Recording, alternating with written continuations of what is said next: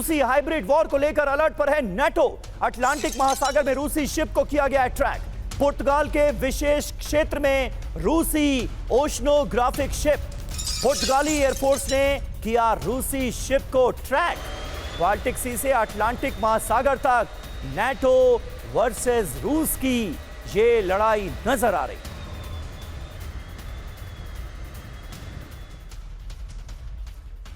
तो अटलांटिक महासागर में हो गया नेटो वर्सेस रशिया। जी हां, नेटो और रूस के बीच जारी संघर्ष अटलांटिक महासागर तक पहुंच गया है।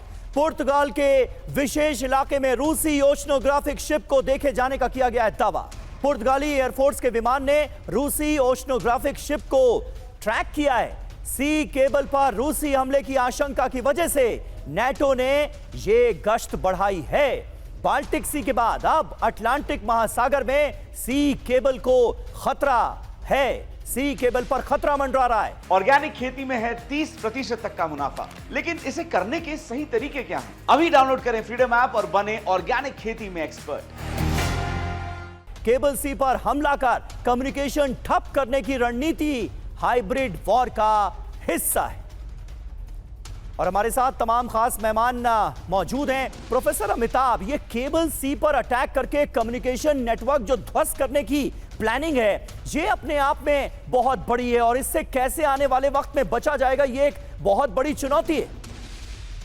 देखिए, ये हाइब्रिड वॉरफेयर का एक तरीका है और हाइब्रिड वॉरफेयर हम सब जानते हैं कि मल्टीपल वेज में एनिमी को वीक करने की स्ट्रेटजी होती है। राइट। और ये इंटरनेट केबल काटने का जो जरिया अपनाया है, किसी देश ने अपनाया, चाहे चीन ने या रूस ने या उसके रिवर्स वेस्टर्न पावर्स ने भी किया हो, उसका सीधा मकसद यह है कि किसी तरह कम्युनिकेशन और सैटेलाइट इक्विपमेंट्स को इमोबिलाइज किया जाए।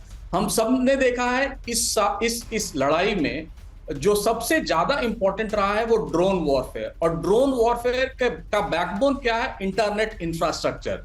यूक्रेन को वो मिलता है स्टारलिंक से, और पूरे यूरोप में या पूरे दुनिया में मान ले बैंकिंग ऑपरेशंस या कम्युनिकेशन, वो सारी चीजें उसी पर चलती हैं। तो अगर आप किसी स्टेट के इंटरनेट केबल को या इंटरनेट लिंक को काट दें तो वो राष्ट्र पंगु हो जाएगा। और हम सब ये भी जानते हैं कि जिस तरह से डेवलपमेंट्स हो रही हैं, जिस तरह से केबल तोड़ने की तकनीकें नई नई इजाद की जा रही हैं, उससे आने वाले दिन में इंटरनेट एक बहुत बड़ा, या इंटरनेट केबल या इंटरनेट कनेक्शन एक बहुत बड़ा इंस्ट्रूमेंट ऑफ वॉर बन जाएगा, जो अब तक नहीं था। और वॉर के लिए इंटरनेट ही नहीं, कम्युनिकेशन के जितने इक्विपमेंट्स हैं, जैसे मैंने पहले भी कहा, स्टारलिंक को अगर यूक्रेन में दिया जा रहा है, अगर वो टेररिस्ट ऑपरेशंस में दुनिया में दिए जाएं या नॉन स्टेट एक्टर्स को दिए जाएं, तो उसका कितना असर हो सकता है आप जान सकते हैं। लेकिन यहां पर ये महत्वपूर्ण है कि ये दोनों तरफ का वॉरफेयर हो रहा है। जैसे आपने देखा नॉर्ड स्ट्रीम 2 को जो तोड़ा गया है, नॉर्ड स्ट्रीम 1 को जो तोड़ा गया, जिसके पाइपलाइन को तोड़ा गया, उसमें भी वेस्टर्न पावर्स इन्वॉल्व थे। लोग कह रहे हैं यूक्रेन इन्वॉल्व था या स्वीडन इन्वॉल्व था, जो भी था। तो ये एक हाइब्रिड वॉर का तरीका है जो प्ले आउट हो रहा है इस समय। बिल्कुल बिल्कुल सही बात है। यह हाइब्रिड वॉर का तरीका है जो कि दुनिया को परेशान करने वाला है। अटलांटिक महासागर में कैसे नेटो वर्सेस रशिया की लड़ाई देखने को मिल रही है।